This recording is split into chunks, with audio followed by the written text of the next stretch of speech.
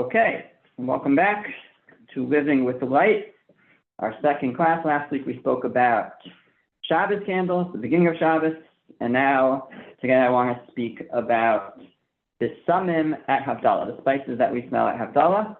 They're going from the beginning of Shabbos to the end of Shabbos. So Havdalah at the end of Shabbos in general, there's a question if it's a Torah mitzvah or if it's a rabbinic mitzvah.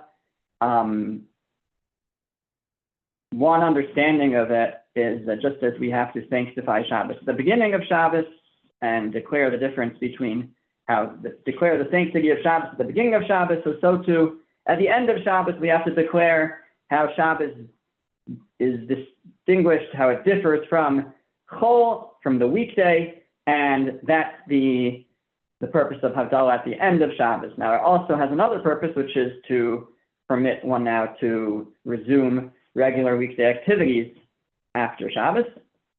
But that's the bracha, the blessing of Havdalah, because actually there are 4 blessings as part of Havdalah. The first one is on the wine, Borei Priagafen, and that's the first blessing we make. The second blessing we make is on the spices, Besamim. The third blessing we make is on the Eish, on the fire, and that is actually a commemoration of that fire was first created on Motzei Shabbat, on Motzei Shabbos, Saturday night, and the fourth blessing is the blessing of Havdalah, Hamavdil Min Kodesh L'Chol, the one who distinguishes between the holy and the mundane, and that's the fourth blessing. When we say the blessing of Havdalah, we're referring to that fourth blessing, if we're being technical and literal, because that's the actual blessing of Havdalah. And Havdalah, like Kiddush, we say should be done over wine. So we start with Hagafen. That's the first blessing. And then we mentioned why we do Eish, why we have fire, to commemorate the creation of fire. But we have another blessing, which is on Besamim, a blessing on spices. And what I want to talk about today is why we do that. Why do we make a blessing over spices and smell spices on, let's say, Shabbos? So our discussion can begin. There's different directions that we could take it, but with a passage in the Gemara in Tanis. And the Gemara there says, the first source, it says, it's discussing an opinion that you may not fast on a Sunday. And the Gemara asks, why not? What's wrong with fasting on a Sunday? My time ago. The Gemara brings a number of answers. One of them, the first answer Rabbi Yochanan says, is because of the nostrum, because the Christians, since it's a Sunday, is a holy day for them. So if we're fasting, it might look like we're participating in some way. So we don't fast on Sunday. That's Rabbi Yochanan's answer. Rabbi Shmuel bar Nachmani said, because it's the third day since creation, and we're somehow weaker on the third day, just like actually this week's Parsha, on the third day after Abraham's circumcision, after his milah, he's weaker. So somehow we're weaker on the third day from when we're created, and so we shouldn't fast. And the last answer is that of Reish Lakish. And Reish Lakish, Amar mipnei neshama yisera, like it's because of the extra neshama. That's why you shouldn't fast on Sunday. Meaning what? The Amar Reish Lakish, because Reish Lakish said, Neshama Yisera Nitna Bo Ba'adam Ba'erev Shabbos. A person is given an additional neshama, an additional soul on the eve of Shabbos. And b'motzei Shabbos notzling osam mimenu. And on motzei Shabbos, it gets taken from him or her. And therefore, because we've had our neshama, our extra neshama taken from us, the way that Rashi says it is, we are chalash, we're weakened, because we've lost our neshama yisera, and therefore one should not fast on Sunday because they're a little bit more weak on Sunday. What is the source for the idea that we lose our neshama yisera at the end of Shabbos, that we lose our extra neshama at the end of Shabbos? Shenemar, as the verse says, Shabbat vayinafash. This is a verse in Parshas Kisisa. It says that it's really talking about Hashem, but here it's being applied to people, that Shabbos, they kept Shabbos, Vayinafash, which is another language of like and rested, but it seems to be redundant. He ceased from work and rested. What's the second idea of rested? So the Gemara kind of breaks down the word and says that it can be interpreted as vai avda nafesh. Vai is like oivei. Woe unto us, nafesh. We've lost our extra soul at the end of Shabbos. So Shabbos, you keep Shabbos, and then vai avda nafesh. The end of Shabbos, woe unto us that we've lost our extra soul. So there's an allusion to in that verse. So here is one of the sources for the idea of a neshama yisera, of having an extra neshama, and that it goes away at the end of Shabbos. Now, there is a question that's raised, which I don't think is the greatest question, but we'll pose it anyways. The question is that on Friday night in Shul, as part of the Ma'ariv davening, the evening prayers, we actually say the paragraph of the Vishamru. We say it Shabbos Day for Kiddush, but we say it Friday night right before Shemona Esrei, which is, again, from Parshas Kisis. It's this same paragraph. Vishamru b'nei Yisrael Shabbos, the Jewish people kept the Shabbos, etc., etc. And then it ends with this verse that we're quoting now, Shabbos vayinofash. They kept Shabbos, and then vayinofash, woe unto us, we lose our extra neshama. So the question I saw quoted, it was quoted in the name of the Baal Shem Tov. I didn't see it in a source in the Baal Shem Tov, but quoted in the name of the Baal Shem Tov is, why do we say this at the beginning of Shabbos? Seemingly, it would be more fitting to say this at the end of Shabbos, because it speaks about that how we lose our neshama yisera. We lose our extra neshama, which happens at the end of Shabbos. Now, the reason I say I don't think it's such a big question is because it does allude to that, but it also says a lot of other things.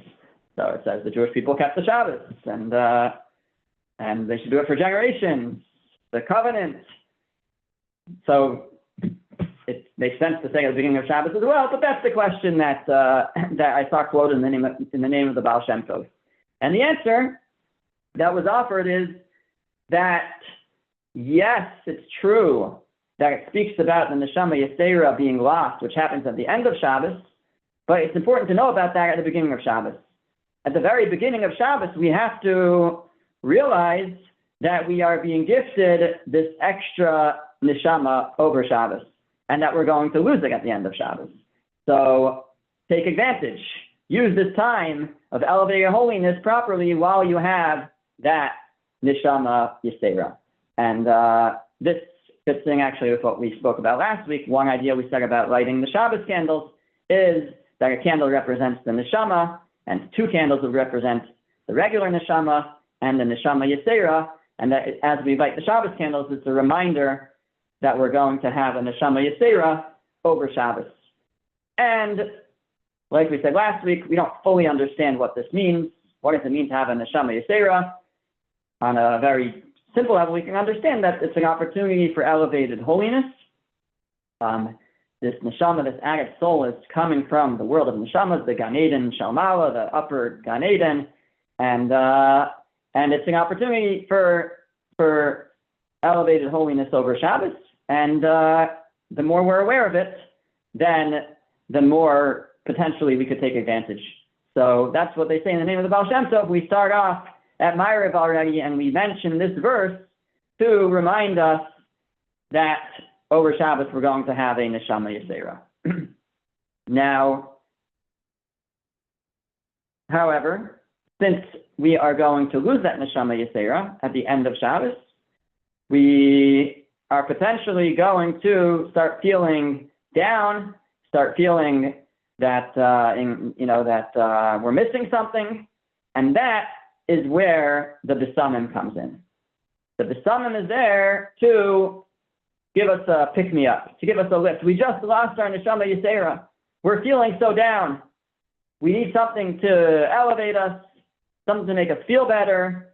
So nothing like a good smelling spice or something to make us feel a little bit better. What's actually fascinating is I couldn't find anywhere, I don't think it is, in a Gemara that says that reason. The Gemara talks about Besamim, but it never tells us why.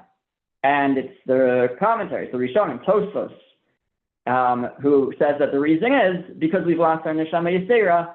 That's why we need to smell from the Besamim. There is another reason that we're not going to discuss, but I'll just mention it, and you'll understand why we won't discuss it, that the commentaries say, for why we smell Besamim, and that is because during Shabbos, the fires of Gehenna, the fires of hell, are subdued, and after Shabbos, they resume burning, and somehow we therefore need a little extra good smell because of that.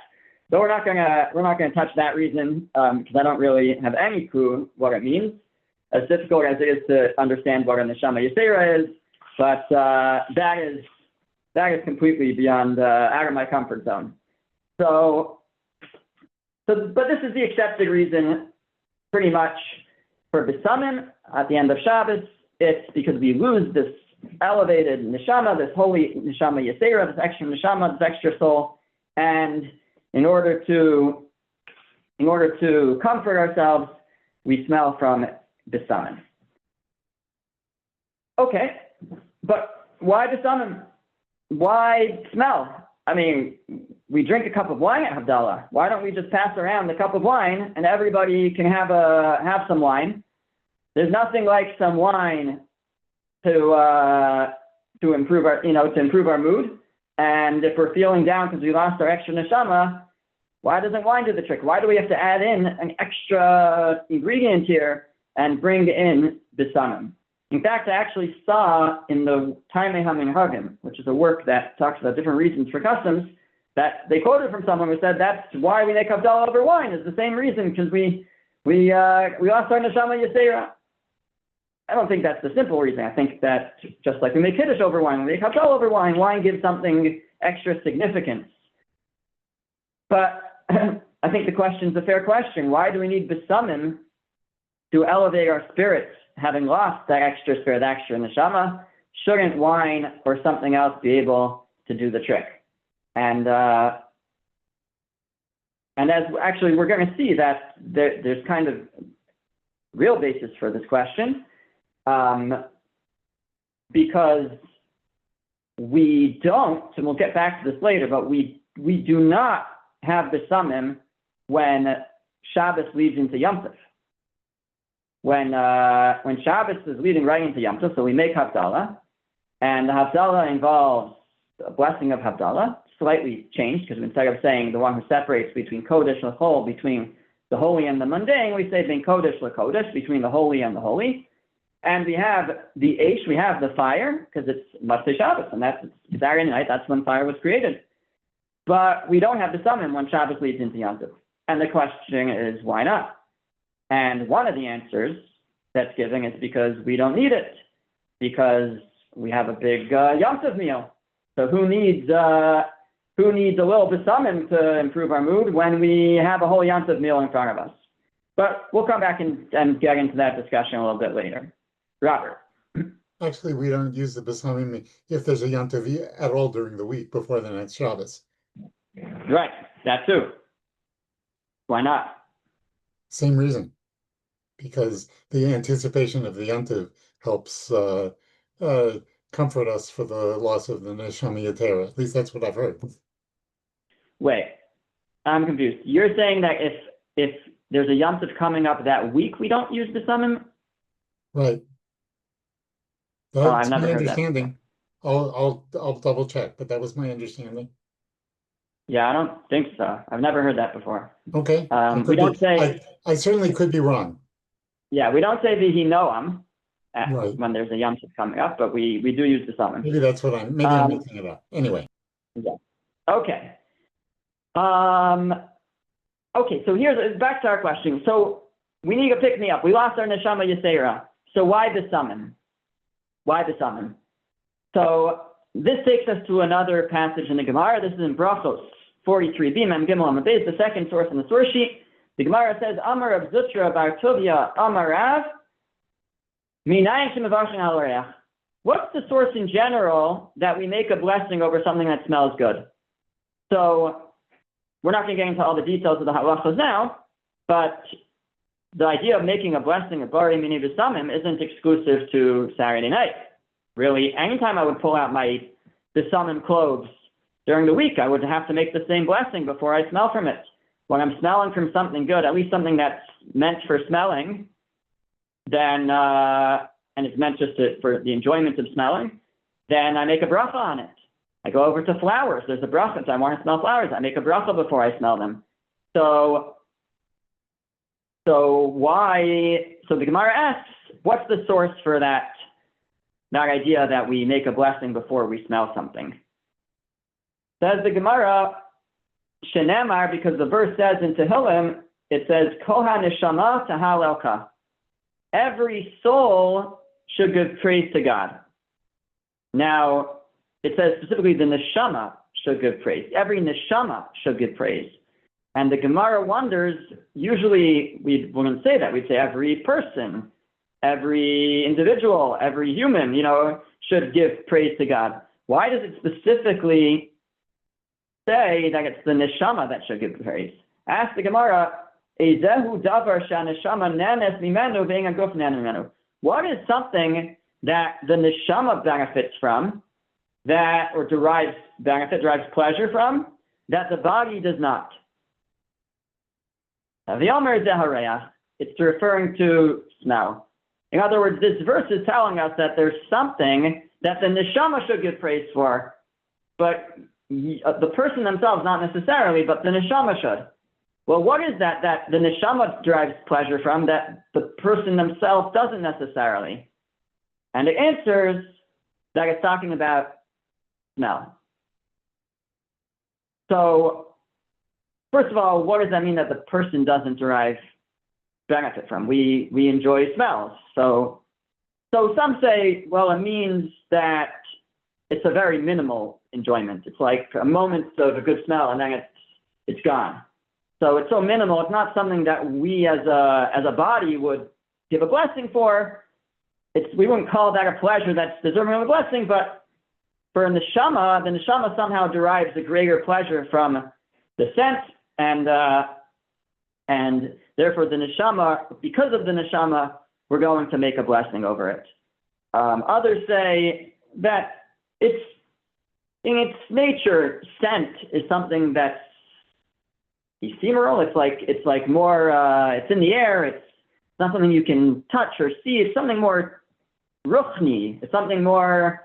I mean, the word for scent is reach, which is related to ruach, wind, air, which is related to ruchnius, which is spirituality. It's something that's in the air. It's not.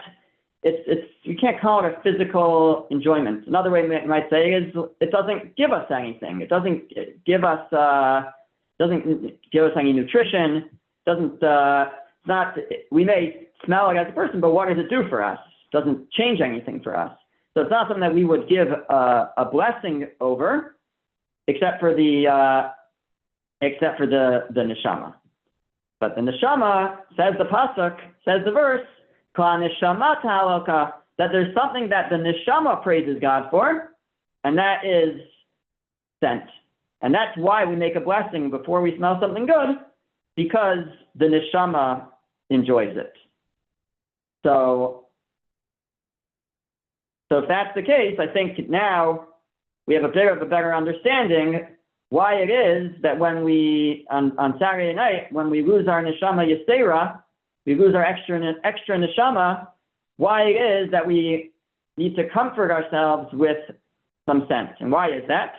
Because when we lose our neshama yisera, who feels the loss the most? Ultimately, I think we would say we don't necessarily notice it. You know who feels the loss the most? Our basic neshama, our baseline soul. That's who's feeling it the most. And it just lost its other half. It had this partner over Shabbos. It was elevated. Actually, some understand that neshama yisera is not a new neshama. It's not a second neshama. It's just that the neshama that we have is enhanced. It's connected to a higher degree. And now it's been diminished.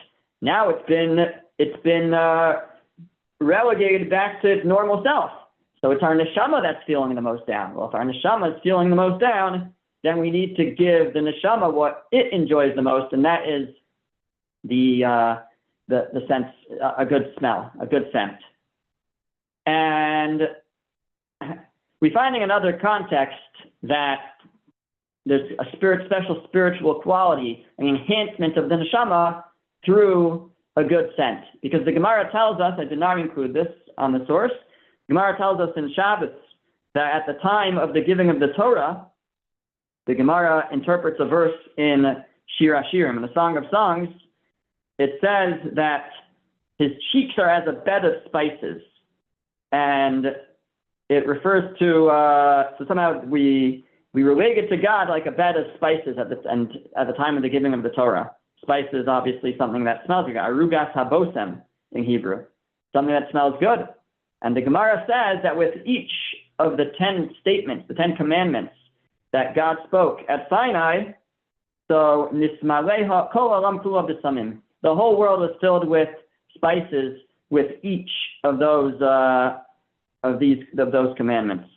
And the Ben Yoyada, the Ben Ishchai explains that the neshama is elevated by a good smell. And he actually quotes, I think it's a Zohar, he quotes a saying. He says, Recha v'rechani pikchen, which means that a smell, a good scent can elevate, enhance one's wisdom, one's sense of understanding. So he says that's why, along with each of the 10 commandments that God spoke, there was a smell that elevated each person's soul to be able to receive the word of Hashem, to have the sense of understanding, to be able to receive the word of Hashem at Har Sinai, at Mount Sinai. So we have this special connection between the sense of smell and the neshama. And it's something that elevates the neshama. It's something that when we lose our neshama yesera and our other half of our neshama is feeling down, this is something that can elevate it. Question still, why? Why is the sense of smell something that elevates the neshama? We mentioned it's something that's more ruchni, it's more spiritual, it's more ephemeral. But the Bnei Yisachar says something fascinating. And he says that the reason why the sense of smell is something that's so enjoyed by the neshama, something special for the neshama, is because that is the one sense that was not involved in the sin of the Eitz Hadas, of the tree of knowledge. So last week we talked about the tree of knowledge. We're coming back to it again. If you look in the last verse I put on the page, so this is just the 3 verses that have to do with the eating from the tree of knowledge. It says, "V'ateira ha'isha ki tov ha'etz l'ma'achal." And the woman saw that the tree was very good to eat, was good to eat. V'chitava hi hu la'inayim, and was desirable to the eyes. V'nechmad ha'etz la'askil, and was desirable to make one wise. V'atikat, right, was the tree of knowledge. V'atikaf mipiryo v'atochal, and she took from the fruit and she ate, and then she gave it to her husband. So she saw the tree with her eyes, sense of sight. She took the tree, she took the fruit, that's touch, and she ate from it, that's taste. And then 2 verses later, Vayishmu es kol Hashem Elokim et halech lagan. They heard the voice of God going in the garden. So in the context of the sin, you have the sense of hearing as well. The only sense that's not involved here is the sense of smell. And says the Bnei Yisachar, therefore, all the other senses were nifkam, they were damaged, they were impacted by the sin. But the sense of smell remains pure and holy, and therefore it remains until this day a more spiritual sense, and therefore it's particularly the sense of smell that our soul enjoys. So this is the basic idea of smelling Besamim Matzei Shabbos, smelling from spices, and we incorporate into Havdalah. If a person was not able to make Havdalah, they would still smell Besamim, because if they had Besamim, they didn't have the ability to make Havdalah. Otherwise, they would still smell Besamim and make the bracha, because they still lost their neshama yisera. Now, what if a person has lost the ability to smell? So should they still make the bracha on the Besamim and smell from Besamim? So why yes and why not? Well, on the one hand, they're not enjoying the smell, so you'd say not. On the other hand, who's not enjoying the smell? Maybe, even if the person doesn't sense it, but maybe their neshama still does, and maybe they should. So the practical halacha is that we do not make a blessing on Besamim if we can't smell it. But there is an opinion that did say this. The Taimim Menhagim quotes from the Halachos Ketanos. He says that since the reason that we smell Besamim on Motzei Shabbos is just because we lost our nefesh yisera, because we lost our extra neshama. So he says, even if you can't smell it, you should still make the bracha, because your neshama is going to smell it and sense it, and you should still make the bracha. That was the opinion of Halachos Ketanos. It's not how we rule practically, but it's a very fascinating idea, I think. There are times, very rarely, but where a person might have to say the blessing of Havdalah while it's still Shabbos. So if for some reason a person is not going to be able to make Havdalah after Shabbos, you have to use your creative imagination to come up with the case, but they're not going to be able to make Havdalah after Shabbos. So they're allowed to say the blessing of Havdalah while it's still Shabbos. And that makes sense in light of what we said earlier, which is that Havdalah is like Kiddush, just at the end of Shabbos. Just like at the beginning of Shabbos, you have to declare the sanctity of Shabbos. So at the end of Shabbos, you have to declare the sanctity. It could be done while it's still Shabbos, as long as it's towards the end of Shabbos. But it's just a declaration of the difference between Shabbos and the weekday. It's reasonable that it could be said while it's still Shabbos. We try to avoid it because it will confuse people. Even if you've said Havdalah while it's still Shabbos, it does not mean that you are now allowed to do malacha, to do forbidding acts on Shabbos. It just means that you fulfilled the obligation to say Havdalah. Now, what about the blessing on the Eish, on the fire, on the candle? Now, certainly you wouldn't be allowed to light a candle, as we just said. It's still Shabbos. You can't light a candle while it's still Shabbos. But what if you have a fire that's been burning since the beginning of Shabbos? Are you allowed to make the bracha? Will you make the bracha of Eish on that candle? And the answer is no, because the reason why you make the blessing on the fire is because God created fire on Motzei Shabbos. It's a Motzei Shabbos thing. It's something for after Shabbos. It would not make sense to make that blessing while it's still Shabbos, even if you have a fire in front of you. But what about Besamim? What about Besamim? Will you make a blessing on Besamim while it's still Shabbos? So it would seem not. There's some discussion back and forth. The Shulchan Aruch, when he talks about this, he doesn't mention Besamim. He says you don't make the blessing on the Eish, on the fire, but he doesn't say that you don't make the blessing on Besamim. But still, based on what we are learning, it would seem that it does not make sense to make the blessing on Besamim yet, because you still have your neshama yisera. If it's still Shabbos, you still have the extra neshama, and it wouldn't make sense. So again, it's a rare case. Generally, people do not make Havdalah while it's still Shabbos, but if one ever was to need to do so, then it would seem that it would not make sense. It would make sense to only say the blessing of Havdalah, but not the blessing over the fire, and not the blessing over the summon. Okay, I want to now come back to the discussion about Yom Tov,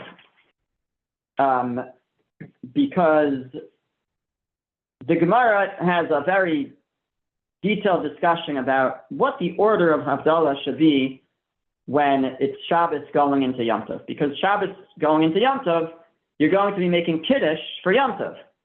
And it's within Kiddush that we make Havdalah for Shabbos. And so the Gemara wants to figure out how do you order things. And it brings many different opinions of what the order should be in terms of fitting Kiddush in with Havdalah. But all the opinions only involve yayin, wine, meaning hagafen, the blessing over the wine, the blessing over Kiddush, it's now Yom Tov, it's Shabbos going into Yom Tov, so you have to make Kiddush, let's say it's the first night of Pesach, it's your Pesach Seder, you have to make Kiddush, you have to say that blessing. It's Saturday night, so you have to make a blessing over the Eish, and you have to make the Havdalah blessing, distinguishing between the holiness of Shabbos and Yom Tov. But there's no discussion about Besamim. They only talk about the order of the wine, the hagafen, the Kiddush, the Eish, the fire, and the Havdalah blessing, but nothing about Besamim, from which the commentaries infer that you don't make a blessing on Besamim when Shabbos goes into Yom Tov. And the question is, why not? Why would we not make a blessing on Besamim when Shabbos goes into Yom Tov? After all, aren't we losing our neshama yesera? Isn't our extra neshama going away because now it's Yom Tov? Now, or it's no longer Shabbos? So the Rashbam says, no, it's not going away. Because just like you have a neshama yesera on Shabbos, you have a neshama yesera on Yom Tov.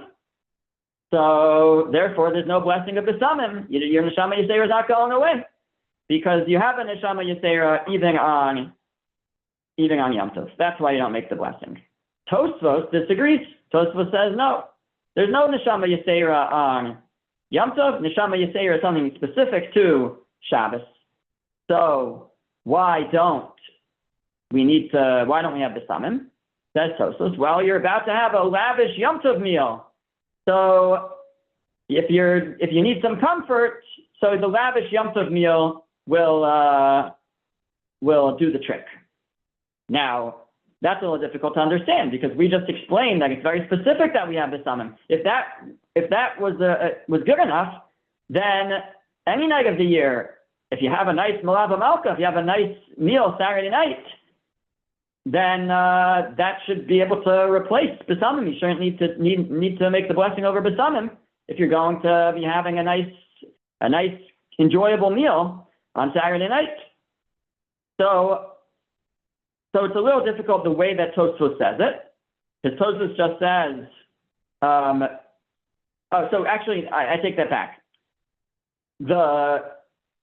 If that was all Tosfos was saying, then we would have that question. But what Tosfos actually says is that it's the joy of Yom Tov and the eating and drinking that comforts you. So it's not enough that you're just eating and drinking that will comfort you. It's that mixed with, and it's Yom Tov, and there's a special joy on Yom Tov, and that will comfort the neshama. And I think it's because it's the joy of a mitzvah, the joy of it's not just, now you'll say Malach HaMalka is also a mitzvah, okay, but it's not the same. It's Yom Tov. So even if we lose our neshama yesera, but going from Shabbos into Yom Tov, but the Yom Tov is a good enough pick-me-up. The joy of Yom Tov and the joy of the Yom Tov meal, so that suffices to give us a pick-me-up. There's one other approach, which is that,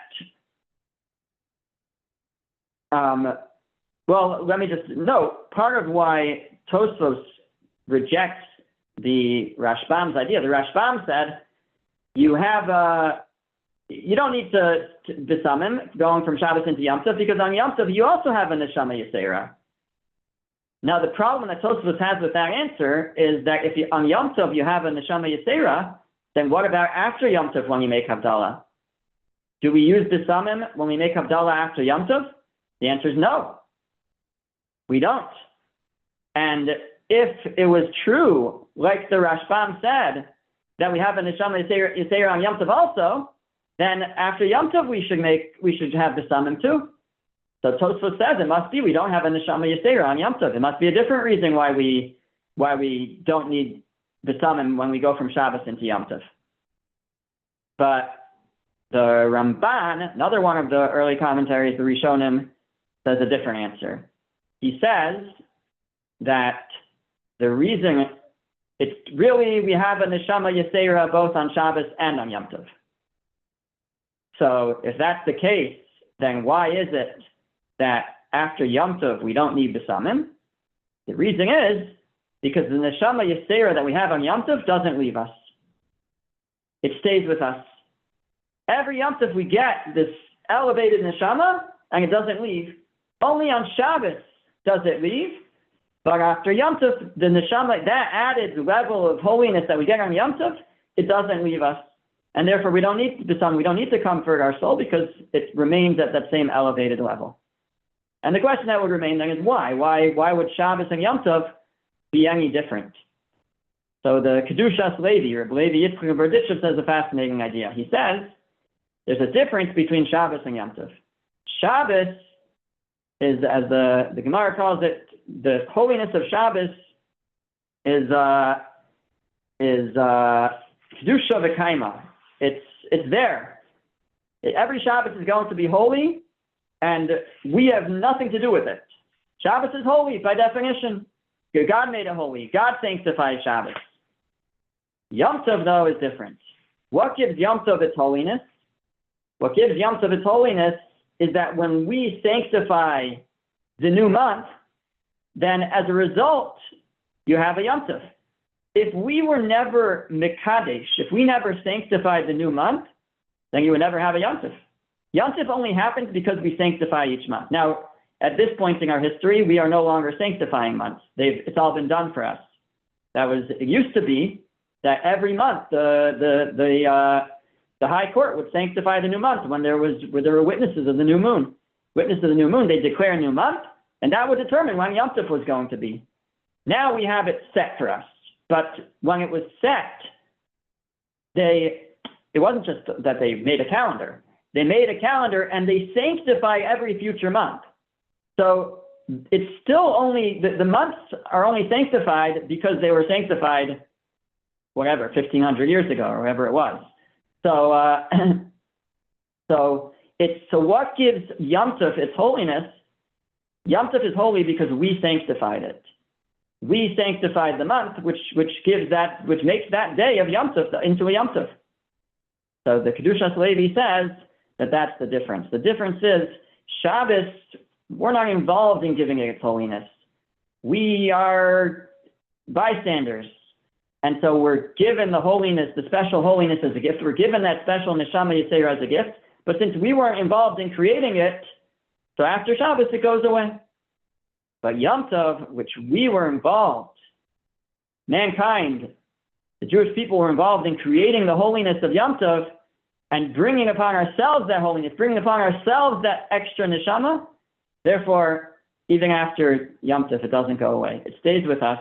The elevation, the loftiness of Yom Tov remains with us even afterwards because it's our own contribution. It's our own. We play a role in bringing that holiness. So, okay, so just to summarize again, so we discussed why do we use Besamim? Why do we smell from good spices on Motzai Shabbos, on Saturday night, as part of Havdalah? And the answer is because on Shabbos, we have a Neshama Yisera, we have an extra lofty soul, and at the end of Shabbos, it leaves us. And our soul, the rest of our soul, what remains feels bereft. It feels lost. It's lost its holiness. It needs something it needs a pick me up. And the best pick me up for the soul is something that's good smelling, because the sense of scent is something that the neshama enjoys. We explain that's because scent is pure. It wasn't contaminated. It wasn't part of the sin of Adam Harishon and Chava. And that's what the Besamim Havdalah is about. And when Shabbos leads into Yom Tov, though, we don't have Besamim, either because on Yom Tov we also have a Neshama Yisera, so we don't need to comfort ourselves for losing our Neshama Yisera because we didn't lose it, or because the Yom Tov meal itself, with the simcha, with the joy of Yom Tov, that itself elevates our Neshama, and therefore we don't need Besamim. And when we leave Yom Tov, we also don't need Besamim, either because there is no Neshama Yisera on Yom Tov, or for those who say that there is, it's because there is a Neshama Yisera, but it remains with us beyond the Yom Tov. Okay. Yes, Sue. I have a question about fasting